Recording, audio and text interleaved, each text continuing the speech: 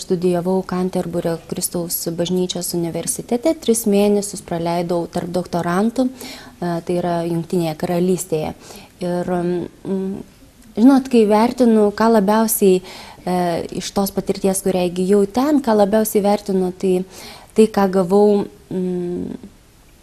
dalyvaudama paskaitose ir matau, kad tas santykis dėstytojų ir studentų yra labai panašus kaip ir pas mus fakultete ir tą labai vertinu, todėl kad vėlgi lygiai taip pat kaip ir pas mus, ten tiek studentai, tiek dėstytojai labai aktyviai veikia praktinių darbų metu, aktyviai diskutuoja, studentai skatinami dalyvauti įvairiose diskusijose, kurti naujas idėjas, jas generuoti. Tai vat, ta praktinė veikla ir tas dėstytojų patariamasis žodis studentams, o ne lemiamasis žodis, yra labai svarbus ir aš galvoju, kad mūsų fakultete tikrai tokie dėstytojų ir studentų santykiai esti. Socialinės gerovės ir negalės studijų fakulteto mokslininkai anksčiau mokėsi iš užsienio partnerių, dabar patys kviečiami skaityti paskaitų ir vertinami kaip savo srities ekspertai. Aš esu Europos specialiojo ugdymo plėtros agentūros ankstyvosios intervencijos ilgalaikio tęstinio projekto ekspertė ir ten kartu su kitų šalių, Europos šalių ekspertais mes pristatom situaciją, kiekvienas iš savo šalies patirties, taip pat mes galim pasikeisti tą informaciją ir kartu ieškom sprendimų, rekomendacijų vienas kitam ir bendrų ir paskui jau jas kaip ir aptarę, pateikiam, išviešinam, kad galėtų kiti žmonės susipažinti, reflektuoti, kritikuoti, tada vėl kažką galima naujo kurti. Be galo džiaugiuosi savo profesiją ir pasirinkimu, nes mano darbas yra labai įdomus ir labai įvairus.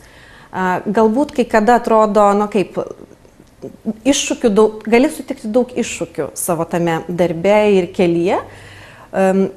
Ir tai, kad, tarkim, aš tapau Europos specialiojo ugdymo plėtros agentūros ekspertė viename iš jų vykdomų projektų. Tas projektas yra susijęs su pedagogų rengimu inkliuziniam ugdymui. Tai irgi man buvo tarsi iššūkis, bet be galo įdomus. Ir tiesiog yra tikrai be galo didžiulė patirtis dalyvauti ir tose tarptautinėse diskusijose, susitikimuose ir dirbti kartu su ne tik su Lietuvos, tarkim, tos srities atstovais, bet ir su Europos visų šalių.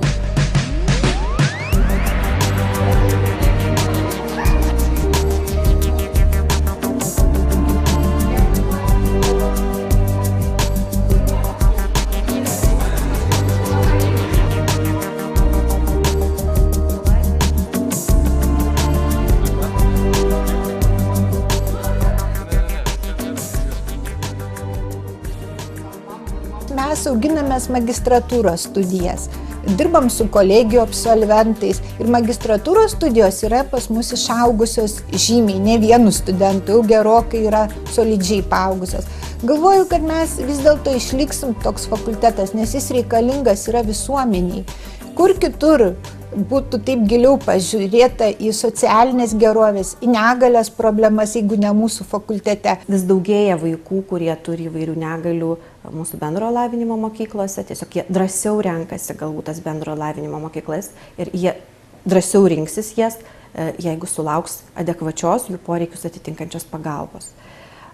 Na, o kokia pagalba pati tinkamiausia būtų tokiems vaikams, tai būtent ir išmano tie specialiai pedagogai ir jie yra pirmieji pagalbininkai tiek tam mokiniui, tiek mokytojams, kitiems mokytojams, kolegoms mokykloje, kurie dirba kartu.